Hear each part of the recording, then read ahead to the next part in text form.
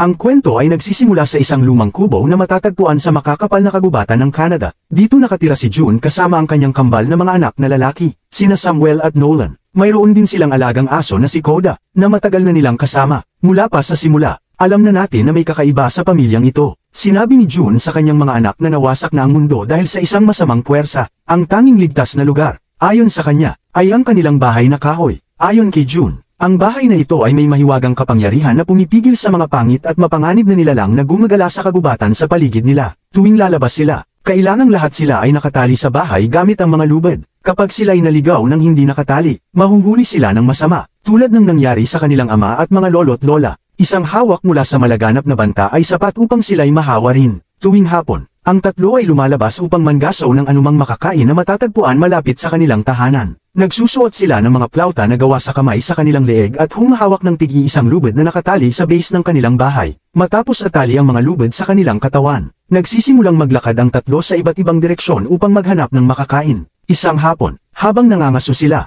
tuwang-tuwa ang mga batang lalaki nang makakita ng mga reptilya, at kinain pa nga ni Samuel ang isang maliit na palaka habang buhay pa ito. Si Nolan naman ay umakyat sa puno patungo sa pugad ng ibon, ngunit mga basag na itlog lamang ang nakita niya. Bumaba siya ng dismayado ngunit kaagad na nakakita ng isang hindi pa nasisirang itlog sa lupa. Ilang metro ang layo, tumakbo siya upang kunin ito, ngunit umabot na siya sa limitasyon ng lubid at hindi makausad pa. Naiinis, pinilit ni Nolan na hilahin ang lubid ngunit halos walang nagbago. Nang lumapit ang kanyang kapatid, nakita si Nolan na nagtatanggal ng pagkakatali sa lubid. Nagalit si Samuel sa ginawa ni Nolan at nagbantang gagamitin ang plauta upang tawagin ang kanilang ina. Nangako si Nolan na wala siyang balak na bumitaw at nais lang niyang paluwagin ang buhol upang maabot ang itlog. Sinabi naman ni Samuel na dapat ay tinawag niya ang kanilang ina dahil alam nito kung paano pahabain ang lubid sa pamamagitan ng pagkabit ng dagdag na piraso. Pinaalalahanan din ni Samuel si Nolan na ang itlog ay maaaring isang patibong ng malaking masama. Pagkatapos ng maikling pagtatalo, nagpatuloy ang dalawa sa paglalakad sa kagubatan. Si Samuel ay ilang hakbang na nauuna. Biro niyang sinabi na siya ang mas matalinong kapatid dahil siya ang mas matanda, ngunit nagbiro si Nolan na 3 minuto lang ang agwat ng kanilang kapanganakan.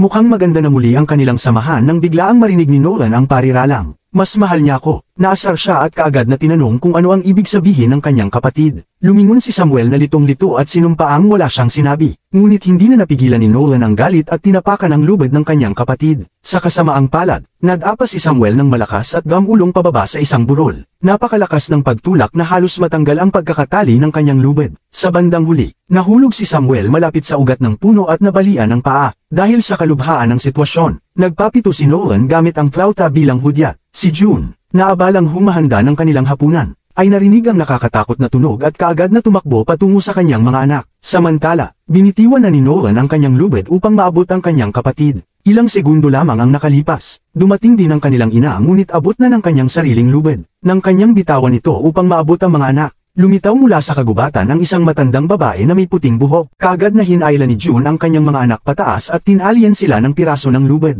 Tumindig ang matandang babae sa likuran ni June. At napagtanto ng mga bata na ang kanilang ina ay nakikita ang malaking masama. Tinanong ni June ang mga bata kung nagalaw sila ng nilalang. At siniguro ng mga bata na hindi. Ngunit nang tanungin ni Nolan kung ano ang nakita ng kanilang ina, hindi siya sumagot. Pagkatapos, bumalik ang pamilya sa kanilang bahay habang nakatali pa rin sa lubid. Itinulak ni June ang mga bata sa sahig ng kanilang sala at inutusan silang magdasal ng malakas. Ito ang tanging paraan upang malaman kung sila ay nahawa. Nang matagumpay na nagdasal ang mga bata, inilapag ni June ang kutsilyo at binuhat si Samuel sa sofa. Ginamaw niya ang sugat ng kanyang anak hanggat kaya niya. Ngunit nais malaman ni Samuel kung ano ang nakita ng kanyang ina sa kagubatan. Sinabi ni June na nakita niya ang masamang bersyon ng kanyang ina na lumalabas mula sa ugat ng puno. Dagdag pa niya, madalas gumagawa ang malaking masama ng ganitong mga bagay upang guluhin ang isip ng tao. Kinagabihan, niluto ni June ang mga reptilya na kanilang nahuli kanina. Halos walang laman ang plato ni June. At kahit na ganito, halos hindi sapat ang pagkain para sa dalawang bata. Habang masigla silang kumakain, nagsimulang magkwento si June tungkol sa isa pang insidente na nangyari noon. Sinabi niya na ang malaking masama ay lumitaw bilang isang batang babaeng humihingi ng tulong. Ilang metro lamang mula sa radius ng lubid, nakita ni June ang batang babae araw-araw sa parehong lugar. Humihina ng humihina sa bawat araw. Hindi sinabi ni June kung ano ang nangyari sa bata, ngunit sinabing ang pangyayari ay isa lamang patibong ng malaking masama upang mawala ang kanyang bantay. Kinabukasan, sumailalim ang mga bata sa isa pang hakbang ng paglilinis. Isa-isa silang nakakulong sa basement at inutusan na palayain ang kanilang imahinasyon. Nagtagal si Nolan ng isang oras sa basement at sinabing nakita niyang nilalamon ng kadiliman ang bahay kasama ang kanilang pamilya,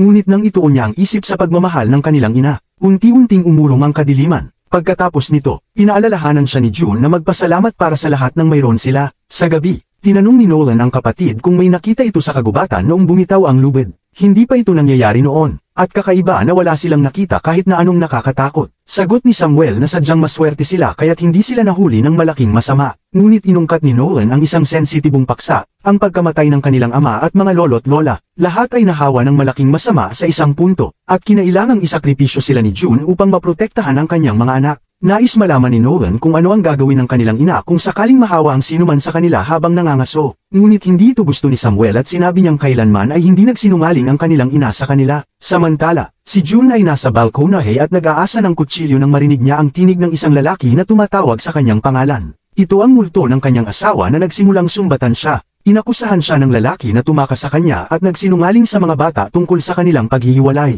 Patuloy ang pangungutya ng asawa, ngunit halatang hindi siya makapasok sa bahay. Sabi niya, darating din ang araw na bibitawan din ni June ang mga bata. Kapag nangyari yon, gagamitin ng malaking masama si June laban sa kanyang sariling mga anak. Makaraan ng ilang sandali, tinutulungan ni Nolan ang kanyang ina sa hardin nang mapansin ito ang kanyang kuryosong tingin. Tinanong siya ng ina kung ayos lang ang lahat at sinamantala ng bata ang pagkakataong magtanong. Gusto niyang malaman kung posibleng may iba pang mga ligtas na bahay tulad ng kanila. Sabi niya, magiging masaya siyang malaman na hindi lang sila ang natitira, ngunit mariing itinanggi ng kanyang ina ang posibilidad na yon. Sila lamang tatlo ang natitira sa buong mundo, at sapat na yon. Habang lumilipas ang mga linggo, lumalala ang sitwasyon ng pamilya nang magdala ang matinding taglamig ng kakulangan ng mga hayop sa kagubatan. Unti-unting nauubos ang pagkain at paliit ng paliit ang kanilang kinakain bawat araw. Isa sa kakaunting bagay na nagpapanatili ng kanilang lakas ng loob ay isang lumang hand crank record player. Pinapayagan ni June ang kanyang mga anak na gamitin ito minsan lamang kada buwan. Sa gabi ng bagong buwan, gustong-gusto ng mga bata ang tunog ng musika at nagsasayaw sila sa paligid ng kanilang ina. Sa kabila ng kasiyahan nila,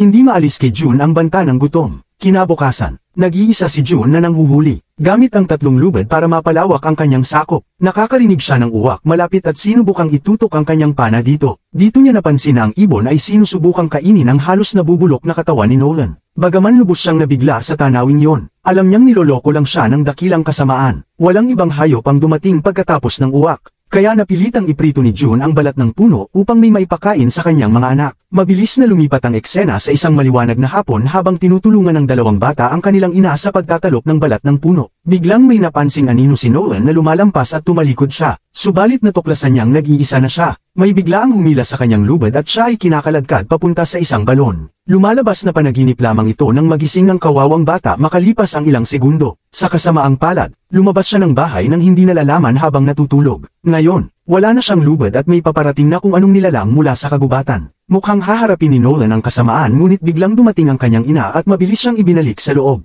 Gayunpaman, kailangan niyang sumailalim muli sa ritual ng paglilinis. Pinilit ni June na ulitin niya ang mga mantrang pangkaligtasan ng maraming beses bago siya ikandado sa silong. Sa kabila ng nakakatakot na karanasang yon, hindi pa rin natututo si Nolan. Kinagabihan, sinabi niya kay Samuel na kailangan nilang maghanap ng pagkain sa ibang lugar. Maging sa opinyon niya, kaya nilang talunin ang dakilang kasamaan at maiuwi ang lahat ng kanilang makikita para sa kanilang ina. Sinabihan siya ni Samuel na magsalita ng mas tahimik dahil natatakot siya sa kanilang ina. Pagkatapos, lumipat ang kamera sa kabilang silid, at tunay ngang nakikinig si June sa kanilang pag-uusap. Nang sabihin ni Nolan na hindi na nila kailangan ang lubid, tinanggihan ni Samuel ang plano at iginiit na alam ng kanilang ina ang pinakamabuti. Gayunpaman, sinabi ni Nolan na hindi na siya sigurado tungkol doon. Kinabukasan, binuksan ni June ang isang lumang ball at nahanap ang kanyang Polaroid camera. Ipinakita niya sa mga anak niya kung ano ang isang litrato. Ipinakita ang ilan mula sa panahong normal pa ang buhay. Ibinunyag ni June na iisa na lang ang litrato sa kamera na inilalaan niya para sa isang espesyal na sandali. Gayunpaman, sinabi niya na hindi niya alam kung darating pa ang sandaling yon, lalo na't malayo pa ang pagtatapos ng taglamig at napakalimitado na ng tsansa nilang makaligtas. Tila natakot ang mga bata sa kanyang tono ngunit itinuro niyang may paraan pa upang mabuhay. Gaano man kahirap yon, ang huling opsyon ay ang kanilang alagang aso na makakapagbigay ng pagkain sa kanila ng mahigit 1 buwan. Ngunit mariing tumutol si Nolan sa ideya at inakusahan pa si June na siya ang tunay na kasamaan sa kanilang buhay. Lumabas siya sa silid at niyakap si Koda. Sa kasamaang palad,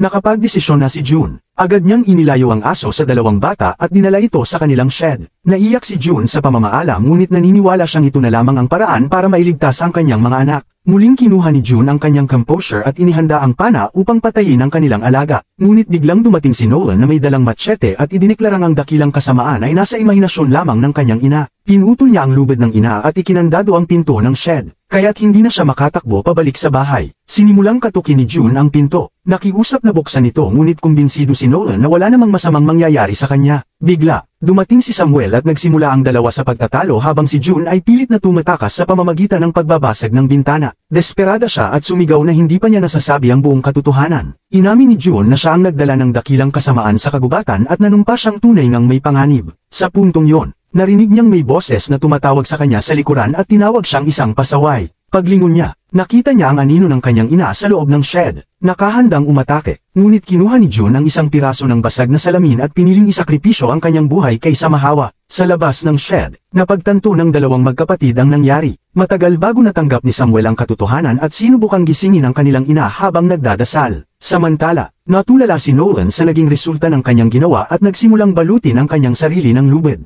Labis siyang naguguluhan at hindi sigurado kung ano ang totoo o kathang isip lamang. Pagkatapos ng pagkamatay ng kanilang ina, unti-unting lumala ang kawalan ng magawa ng magkapatid sa bawat araw na lumilipas. Naging depresyon si Samuel habang si Nolan ay nagsusumikap na panatilihin silang buhay sa kaunting natirang pagkain sa bahay. Isang hapon, nang tuluyan ng maubos ang pagkain, nagpas siyang magtungo si Nolan sa kagubatan. Ikinabit niya ang lahat ng mga lubid at naglakad hanggang sa makaabot sa isang kalsada. Sawa at nag-iisa, nagsimula siyang sumigaw ng tulong. Kalaunan, nang bumalik siya sa kubo, isang hitchhiker na nagngangalang Cole ang sumagot sa tawag para sa tulong. Inalok niya si Nolan ng pagkain ngunit lumabas si Samuel sa beranda na may dalang pana. Sa takot, tinangkang umalis ni Cole ngunit naniniwala si Samuel na siya ay isang ahente ng dakilang kasamaan at panyana niya ito. Tumakbo si Nolan para tulungan si Cole habang tumatawag ito sa 911. Pagkakita niya sa bag ni Cole, kinuha niya ito at dinala sa bahay. Bagaman galit si Samuel dahil sinuwi siya ni Nolan, kinakain pa rin niya ang pagkain at bumalik ang kanyang lakas. Ilang gabi ang lumipas. Nasa labas si Samuel nang makita niya ang kaluluwa ng kanyang ina sa shed. Bago pa man niya ito masuri,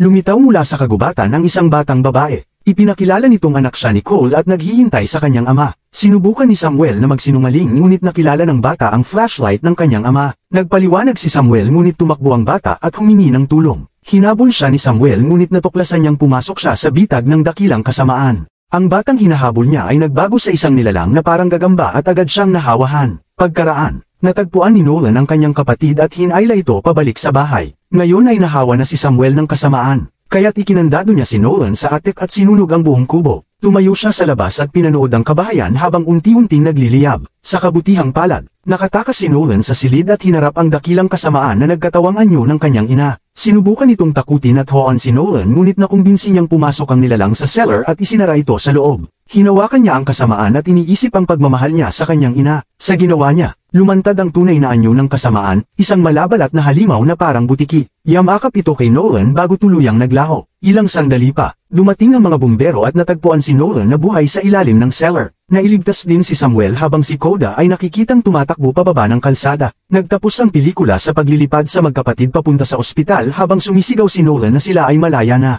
Habang pabulong na sinasabi ni Samuel, "Mas mahal niya ako."